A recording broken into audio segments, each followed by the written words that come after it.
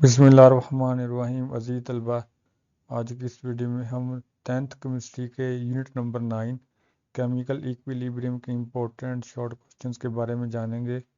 ये short question 2020 से onward जितने भी एग्ज़ाम्स हो चुके हैं उनमें से लिए गए हैं। तो वीडियो पर जाने से पहले चैनल को सब्सक्राइब कर दें और बेल आइकन को प्रेस कर दें। चलते हैं वीडियो की तरफ। तो सबसे पहले जो है ये आपको जो टॉपिक स्क्रीन के ऊपर नज़र आ रहा है वो टॉपिक 9.1 है, reversible reaction and dynamic equilibrium. तो इसमें जो है ये आपको स्क्रीन पे नज़र आ रहा होगा, मैंने पहले ही मार्क कर दिए हुए हैं।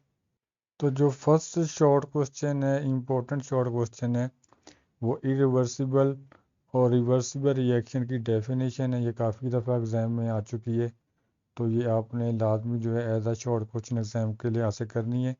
उसके बाद इसकी जो एग्जाम्पल है रिवर्सिबल रिएक्शन की, ये एज आ शॉर्ट क्वेश्चन आ चुकी है, तो ये भी आपने जो है ये लाजमी जो है वो शॉर्ट क्वेश्चन के तौर पे करनी है।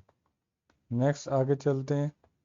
तो हमारे पास जो है नेक्स्ट जो आपकी स्क्रीन पे शॉर्ट क्वेश्चन आ रहा है वो है जी केमिकल इक्विलिब्रियम की डेफिनेशन। ये काफ़ी दफ़ा एग्ज़ाम में आ चुकी है। और उसके बाद स्टैटिक इक्विलिब्रियम, ये डेफिनेशन भी काफ़ी दफ़ा एग्ज़ाम में आ चुकी है। और उसके नेक्स्ट है डायनामिक इक्विलिब्रियम। ये डेफिनेशन भी इम्पोर्टेंट है, काफ़ी दफ़ा एग्ज़ाम में आ चुकी है। ये भी आपने एज आ शॉर्ट क्वेश्चन लाजमी जो है वो तैयार करनी है। नेक्स्ट आपको ये ग्राफ नज़र आ रहा है, तो ये ग्राफ एज आ शॉर्ट क्वेश्चन एग्ज़ाम में आ चुका है, तो ये आपने ग्राफ जो है वो एज आ शॉर्ट क्वेश्चन जो है वो लाजमी जो है वो करना है। नेक्स्ट आगे चलते हैं।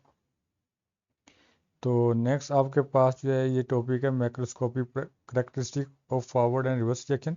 ये वैसे तो इम्पोर्टेंट लॉन्ग क्वेश्चन है, लेकिन वो इस तरह भी क्वेश्चन पूछ लेता है कि फॉरवर्ड रिएक्शन की दो प्रॉपर्टीज़ लिखें या रिवर्स रिएक्शन की दो प्रॉपर्टीज़ लिखें। तो ये एज अ शॉर्ट क्वेश्चन भी काफ़ी दफ़ा एग्जाम में आ चुका है। नेक्स्ट आगे चलते हैं। तो आपके पास जो है टेस्ट योर सेल्फ, तो ये बहुत इंपॉर्टेंट होते हैं फिजिक्स में। तो इसके आपने ये पहले दो पार्ट्स हैं, ये लाजमी करने हैं, ये इंपॉर्टेंट है और एग्ज़ाम में आ भी चुके हैं। नेक्स्ट आगे चलते हैं लॉ ऑफ मास एक्शन। तो इसमें जो है वो रेट ऑफ रिएक्शन की डेफिनेशन है, ये आपने लाजमी करनी है। और उसके बाद सेकंड इसमें एक्टिव मास की जो डेफिनेशन है, ये भी इम्पोर्टेंट डेफिनेशन है, काफ़ी दफ़ा एग्ज़ाम में आ चुकी है। नेक्स्ट आगे चलते हैं। तो नेक्स्ट यहाँ पे आपको एक डेफिनेशन नज़र आ रही है केमिकल रिएक्शन की, तो ये आपने लाजमी करनी है, इम्पोर्टेंट डेफिनेशन है। और उसके बाद जो है वो नेक्स्ट आगे चलते हैं। तो यहाँ पे आपको जो है ये इक्वेशन नज़र आ रही है इक्विलिब्रियम कांस्टेंट को बनाने की, तो ये आपने लाजमी करनी है, ये एग्ज़ाम में आ चुकी है। ये सेकंड वन जो है ये भी इम्पोर्टेंट है, इक्विलिब्रियम कांस्टेंट की इक्वेशन बनानी है आपने। तो वो जस्ट आपको नेम बता देगा, नाइट्रोजन एंड हाइड्रोजन की इक्विलिब्रियम कांस्टेंट की इक्वेशन बनाएं, तो आपने ये जो है ये बनानी होती है। उसके बाद टेस्ट योर सेल्फ जो है, इसमें जो फर्स्ट थ्री क्वेश्चन है ये बहुत इंपॉर्टेंट शॉर्ट क्वेश्चन है, काफ़ी दफ़ा एग्जाम में आ चुके हैं। इनमें से कुछ ऐसे होते हैं जो कि डेफिनेशन है जो ऑलरेडी हम कर चुके हैं। और इसी तरह जो क्वेश्चन नंबर 5 है, इसके जो फर्स्ट दो पार्ट्स हैं इनके आपने इक्विलिब्रियम कांस्टेंट के एक्सप्रेशन बनाने, ये भी एज आ शॉर्ट क्वेश्चन एग्जाम में आ चुके हैं। नेक्स्ट आपके पास इक्विलिब्रियम कांस्टेंट है, इसकी आपने डेफिनेशन करनी है और ये वाला फार्मूला जो है एज आ शॉर्ट क्वेश्चन जो है वो आपने करना है।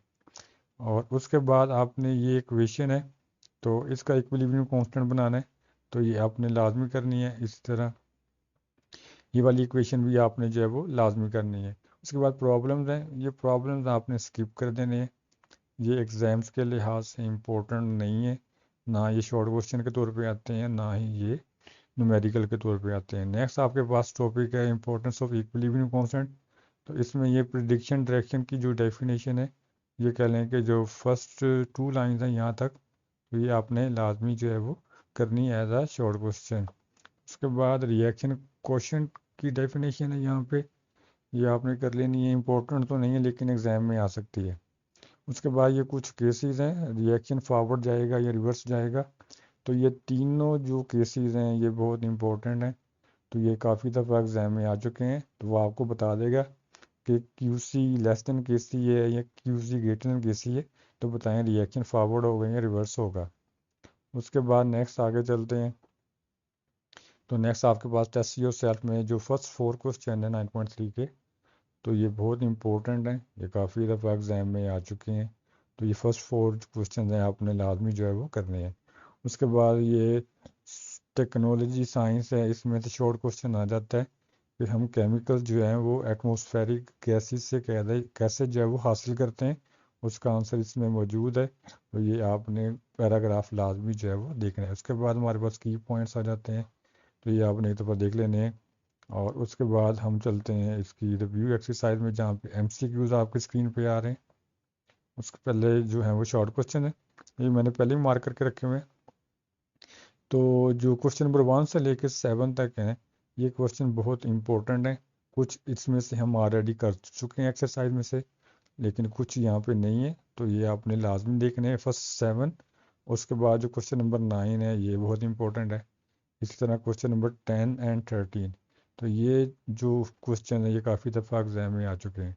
तो ये तो बेटा इस चैप्टर के इंपॉर्टेंट शॉर्ट क्वेश्चन। उम्मीद है आपको ये वीडियो पसंद आई होगी।